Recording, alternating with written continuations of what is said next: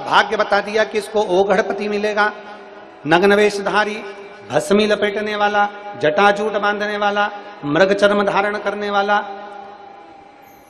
कंदराओं में रहने वाला पति मिलेगा। पार्वती जी तो सुनकर प्रसन्न हो गई हैं। मां पार्वती के हृदय में तो आनंद समाहित हो गया है, पर मां मैनावती के दिल को क्षुब्धता उत्पन्न हुई।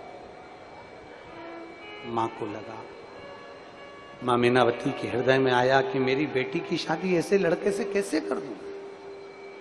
और शिव महापुराण कहती है, देवऋषि नारद ने कहा, अगर सारे गुण देवाधिदेव महादेव में अगर हैं तो जीवन का सारा सुख अपने आप प्राप्त हो सकता है। सारे गुण,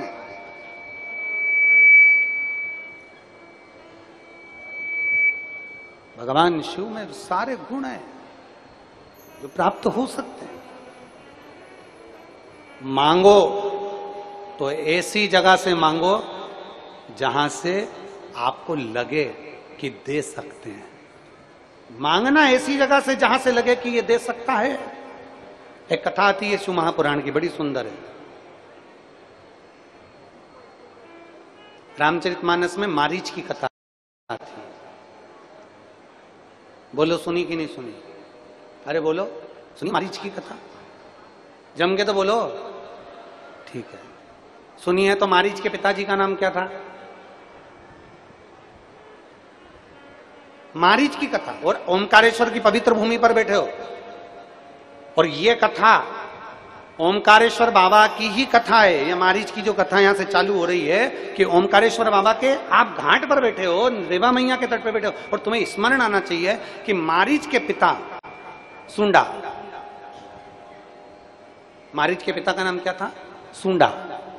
और मारीच की जो मां थी उसका नाम था तताका। जम के बोलो, क्या नाम है? पिता का नाम क्या है? सुंडा।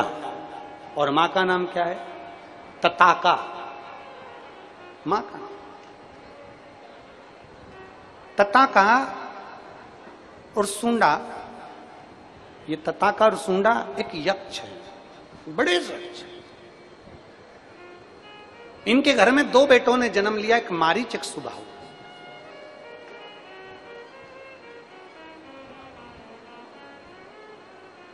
अब दोनों बेटों ने जन्म ले लिया, एक मारीच ने जन्म लिया, सुबाहु ने जन्म लिया, दोनों बेटे ने जन्म लिया। समय आया,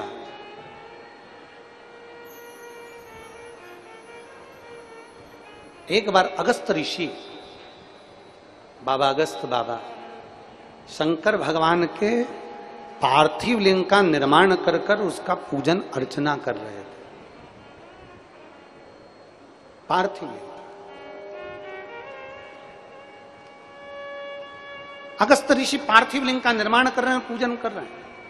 हमने कई बार आप लोगों से भी वर्णन निवेदन करा, हफ्ते में, महीने में, 2 महीने में, 4 महीने में, 6 महीने में, 8 महीने में एक बार अगर घर के अंदर पार्थिव लिंग नहीं बना सकते तो प्रयास करा करो कि किसी पेड़ के नीचे बैठकर तुम्हारे घर में जो कुंडा हो, पौधा हो, उसके कुंडे में एक पार्थिव लिंग का निर्माण कर कर उसका पूजन कर कर वहीं पर उसका विसर्जन कर दिया करो, तो देव अधिदेव महादेव तुम्हारे मन की बात सुनेगा जरूर, निश्चित।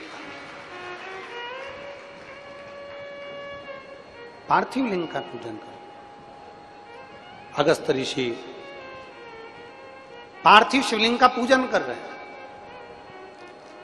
और पार्थिव शिवलिंग का पूजन करते करते अगस्त ऋषि भगवान शंकर की स्तुति में डूबे हुए थे। इतनी देर में सुंडा आ गया, मारीच ऋषि के पिता आ गए, मारीच के जो मारीच असुर है उसके पिता, और मारीच के पिता सुंडा आए, और सुंडा ने आकर भगवान शंकर का जो शिवलिंग बना था, भगवान शंकर का जो स्वरूप बना था, उस स्वरूप को उठाकर ले जाकर बीच पूजन में, बीच अनुष्ठान में, बीच भगवत भजन में उसको उठाकर उन्होंने ले जाकर उसको फेंक दिया।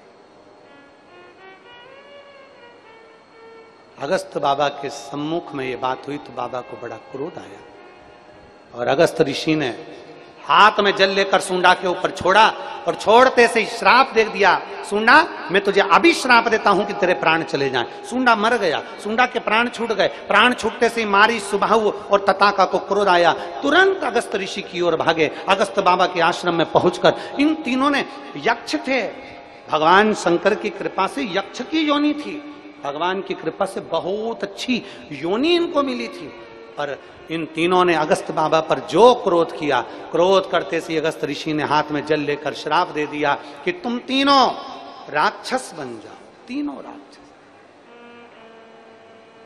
तीनों राक्षस बन गए, असुर बन गए।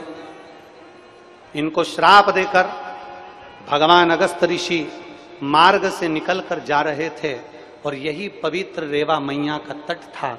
माई नर्मदे हर करते करते चले जा रहे। और रेवा मैया की